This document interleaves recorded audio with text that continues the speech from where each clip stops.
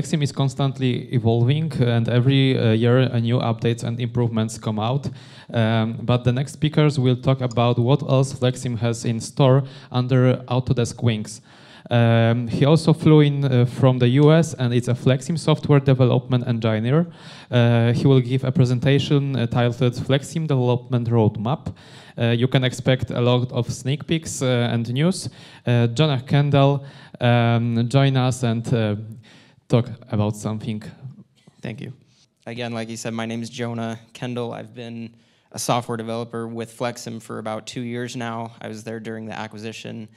And I'm very, very, very excited about the future of Autodesk and FlexSim.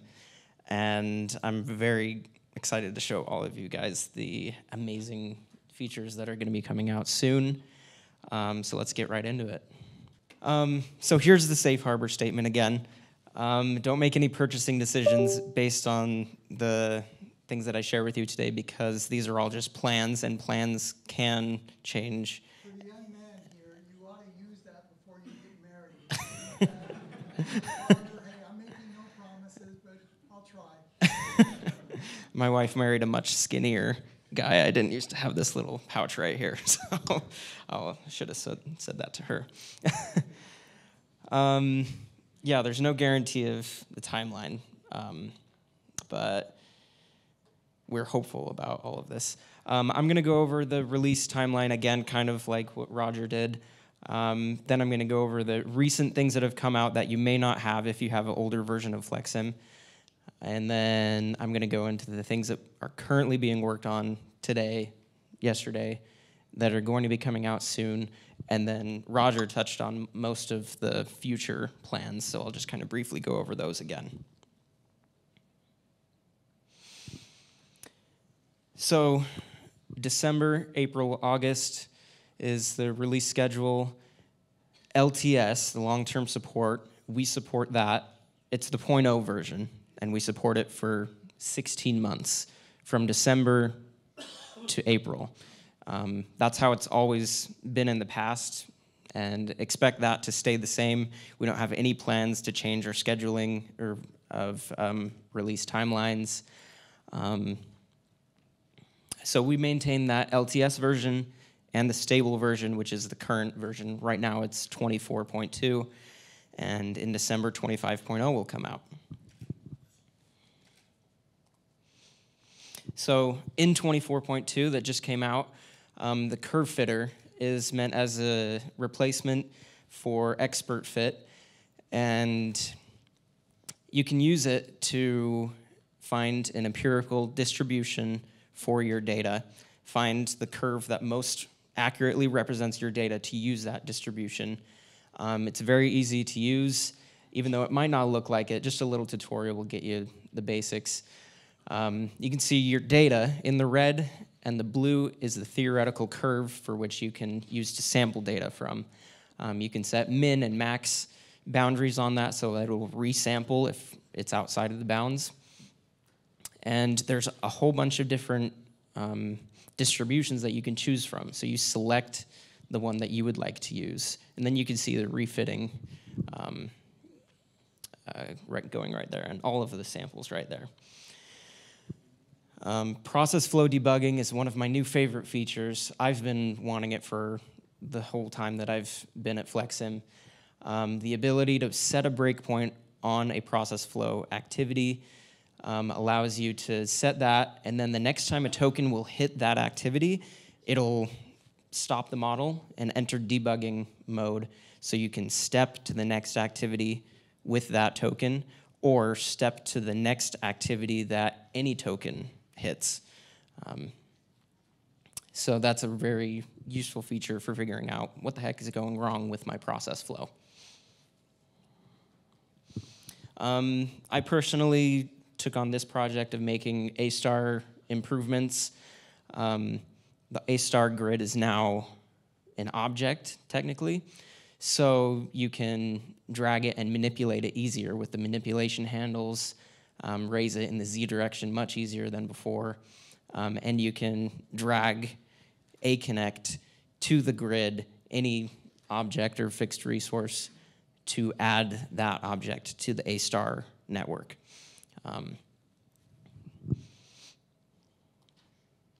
Control areas were upgraded in 24.0 to allow for AGV networks, conveyors, and A-star members to interact with that grid. And so this took 5 minutes to set up, just put a control area right there and said, only let one traveler inside of this control area at a time.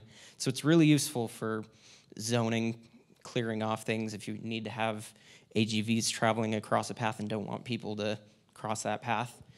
It's very useful for that. If you haven't gotten to know the Omniverse module yet, it's a very useful and very cool module. You drag out a USD stage and put your objects in that stage, and then you can convert the FlexSim objects in that into a USD file. USD is a universal scene description invented by Pixar that is used by NVIDIA. And having that USD stage is a very useful tool for good renderings, data transfer. It's stored on a Nucleus server, so you can have cross-collaboration in that USD stage, and so many people can look at that USD stage at once and edit it at the same time. Okay, so those are all things that are out now that you can do today. Here's everything that is currently in the works. Some of it is done and just needs to be released.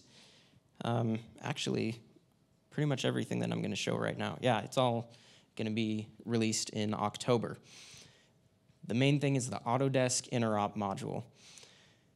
This module will allow for easier integration between, easier translation, communication between AutoCAD, Inventor, and FlexSim. It makes for more seamless transition between all of those Autodesk products. The first thing is support for geometry from Autodesk native file formats. So what does that mean? You can get the geometry of a .rvt file, as shown here. Just pull in an RVT file, and IPT Inventor part files that you can open up. It'll have the geometry right there for you. Next, also included is that in that Autodesk Interop module is access to the AutoCAD metadata, which we've never had before, which now being a part of Autodesk, we've got access to that metadata, which is a dream come true for us developers, because we get to see all of the inner workings of DWG files, everything that we've wanted to see that we've been guessing from the past. So this allows us to auto-build with those DWG files. So here's an example where Phil he pulls in the ER drawing that some of you might be familiar with, but it's got walls and hospital beds, and he clicks on a button, and it builds the walls and the beds with this flex script in the bottom right corner. So this Interop module, currently it's just in FlexScript. The coding is all in there. We have yet to make a nice, pretty UI, but with this, you'll be able to write your own FlexScript that can say, hey, I'm going to bring in a drawing. For every green line, I want to draw an A-star wall. And in that same FlexScript code, you say, for every block reference, is what AutoCAD calls it, that says it's a bed, I want to build a FlexSim bed on that block reference. And now FlexScript and FlexSim understands what that is because of the Interop module, and it can auto-build all of that stuff for you. Exporting changes from FlexSim models to DWG files is now going to be available in October. If you've got, I'll show that again. I'll just kind of describe it. We've got a AutoCAD drawing of AGV paths that we're going to import into FlexSim, make a change in FlexSim, and send that back to the DWG file. So we've got our AGV paths We're going to FlexSim, we hit import, and it draws all of our AGV paths. Then we're going to make a slight change and say export again, and now my DWG file will be updated to what my FlexSim file was, my FlexSim model was. So the ability to auto-build and also export those changes that you make in FlexSim is another huge milestone. Auto-building FlexSim objects from an FDU layout. For those who don't know, FDU is Factory Design Utilities. It's an add-on into Inventor and AutoCAD that allows you to assemble factory floors from Inventor part files, Inventor assembly files, and design your factory beforehand. But it doesn't have simulation. So what we're doing is we're taking everything that we can from FDU and using it in FlexSim. So with FDU, you can have this layout, this factory in Inventor. You can open the drawing file up in AutoCAD. That's been easy with that click of a button. But then you can pull in that same drawing file into FlexSim. You've always been able to do that. Then you press a button, and there's all the shapes that come with those drawings, because FDU has communicated to Inventor the geometries and the shapes that are required for that drawing. FlexSim now understands, with the interop module, can understand what those shapes looked like in Inventor. So then they're objects that FlexSim knows, because now we have the metadata from AutoCAD and Inventor that we can say in Inventor, hey, by the way, this acts like a processor in FlexSim. Hey, by the way, this is a conveyor in FlexSim. And so when FlexSim pulls that in, it can say, oh, I know what this is. This acts like a conveyor. Even though it looks nothing like a FlexSim conveyor, you can pull it in. FlexSim knows how to send objects down this. It knows how to connect them. It acts just like a regular FlexSim object before, so you connect them all up and watch the items flow through. It's very exciting for those who have been using FDU in the past to be able to just click a button, and now all of those are FlexSim objects. You've got queues, processors, conveyors, and others. So, in addition to the Autodesk interop module, we're also continuing to do all of the stuff that we did before, adding stuff to Omniverse, time-stamped animation data in USD. We're continuing to develop that, adding a utilization versus time chart. These things, however, are scheduled for 25.0, whereas the interop module is scheduled for October, coming up in just a couple weeks. More in 25.0, that utilization versus time chart is a highly requested chart. Vec 4 and Matrix 4 API, and other miscellaneous issues from the development list that we've been requested to work on. So continuing some business as usual. Phil and some of the more experienced developers have been developing this interop module, whereas I've been working on lots of the old stuff that we were kind of doing before the Autodesk acquisition, and it's been an amazing experience to work on that. Future plans, where there's no real timeline just yet, but far, far out. We've got plans for, like I said before, a user interface for that AutoCAD API. Right now, you can do all of those things that I showed before with the interop module in FlexScript. So the API is there, but there's no user interface to just click the buttons. Those were all made with dashboards from the FlexScript that you had to type out. So we've got a unified asset, unified user interface, and then in addition to that, a unified factory library. What is that? FDU has a bunch of assets, objects, conveyors, processors, all in FDU already, and we want to be able to have all of those shapes also in FlexSim. So in the future, there will be a lot more shapes to choose from in the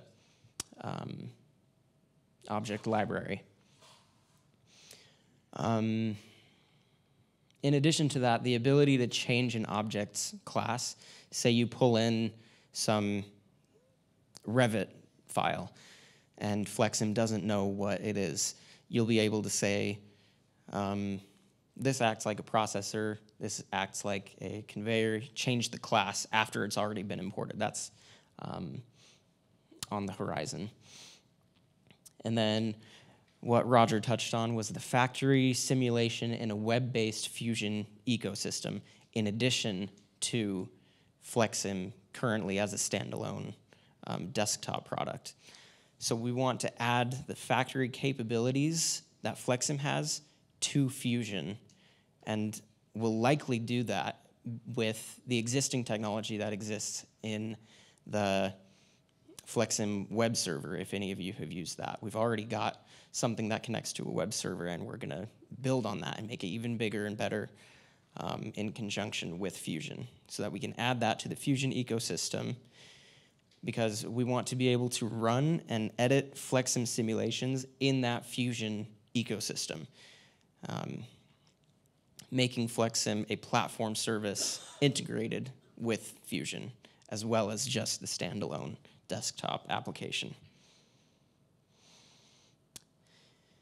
In the future, FlexSim will exist in the Fusion platform services, so that data can all be shared with other Autodesk applications more easily. Roger talked a lot about that. So I will just leave you with that, and time for questions.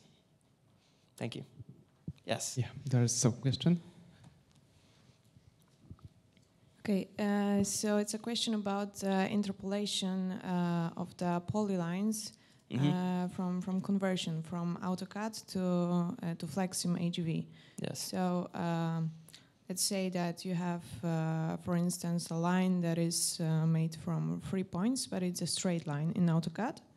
And so if you convert it to the AGV path, then will it be a single path or three or two paths? So in AutoCAD, there is, I believe there is actually some way to say that this is a one-way path for things to travel on. There's some way to say that this is a type of AGV path. And then FlexSim can then understand that. But if it is, but you can, with the API, you'll be able to say whatever you want to interpret the drawing as, because there can be a billion and one different ways that drawings are made. There are a billion different ways to make drawings. So with the API coming out in October, you will have to describe in your code what this drawing is. When you pull it in, what am I looking at? Is it a wall? Is it a path? Is it a FlexSim healthcare bed? So you'll need to do most of that by yourself in code until we make a user interface for that. Does that kind of answer your question? Yeah, but let's say that I have a polyline, and this line that is made from 3 points. Yeah. And so if I say to FlexSim that it's a straight path, then will it be only one straight path or two straight paths made from those 3 points?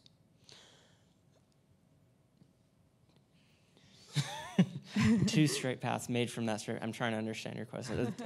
A curved line. We're able to yeah, maybe I would just the exact ask you polyline later, about this. Maybe I need to draw it. Yeah, but because I did the same for the purpose of my project, and so that was one of my thoughts how to do it. Yeah.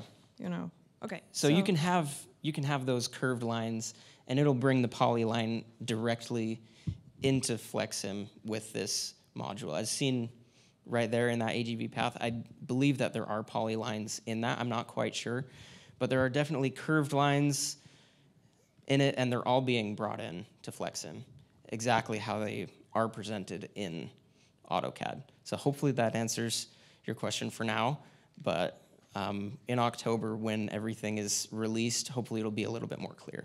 Okay, thank you. Thanks, sorry if that wasn't quite No. exactly what you were hoping for. Yeah, somebody want to ask anything? Jonah? Yeah, there's one more question. I'd like to ask about NVIDIA Omniverse and integration with FlexSim. What are the main benefits and role of NVIDIA Omniverse? Is it better visualization or something more provided? The main benefits of Omniverse, that's what you're asking about. Data transfer, the ability to convert it to a USD file, which is useful in many different applications. Some people use it for graphics and rendering, but it's useful for many other different things. And that was the main purpose of making the Omniverse USD stage, is so that you can convert that all to a USD format and then do with it what you will. So currently, my coworker Kavika is working on being able to, like what I said with the time-stamped data in Omniverse, being able to hit run on a model. Say your whole model is on a USD stage. So that means your whole model gets converted to a USD file. He's working on the ability to hit run and have all of those animations that happen in your FlexSim model be saved and time-stamped with that USD stage, because USD has the ability to, you open it up in NVIDIA Omniverse, and you can hit play and watch all of those FlexSim animations play, and rewind, go forward and backwards, but it's not simulating anything, it's just playing what was recorded basically in FlexSim. So that's one of the many, many different capabilities that Omniverse provides. We wanted to just get that connection in there so that people can do with it what they will with those USD files. Yeah. And I can see the one more.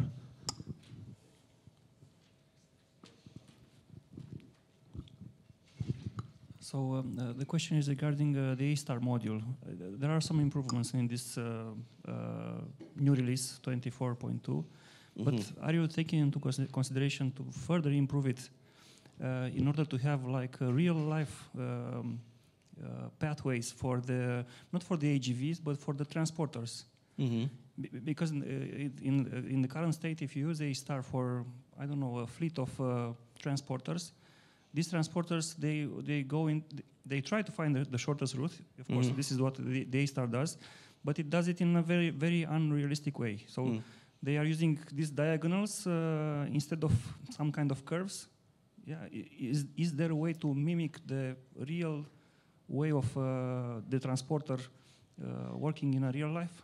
Are you talking pathways, the correct pathways, because you can use preferred paths and required paths in A-star? Are you talking about those, or are you just saying curving? Curving, yeah. I would say curving. Pathways without pathways. So the idea is to create some kind of pathways without the need to design these pathways, to have the model find the best route, but without using AGV paths or something pre-calculated or predefined. I think. So at this stage, when we try to model this kind of behavior of a transporter, of a forklift, for example, when you try to back up, the transporters just rotates 180 degrees and goes. Yeah, there is a button to stop this rotation. Yeah, it's in the interface. But usually the drivers, they make like a curve when they are backing up, and then another curve when they are going straight. Yeah. I guess that's a good feature to submit for requests, because that's currently not on our to-do list of things to do, but that is a good feature to recommend, and you can I'll take note of that personally, but usually you can submit those on answers under the bug reports and ideas. So that is a great idea of a feature most that of you the can. clients, like 90% of the clients, they are keen on visual, on aspects. Yeah. The other 10%, they don't care about the visual, they care about the statistics. Yeah. But when you have these clients with an important visual aspect, then you lose a lot of time creating these pathways. Yeah, because you have to design them in AutoCAD or. Yeah. Let me just show one thing. I hope I don't. Let's see. Duplicate my screen. Have you tried?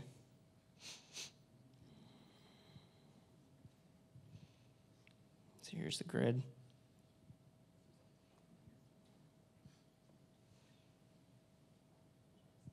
Oop.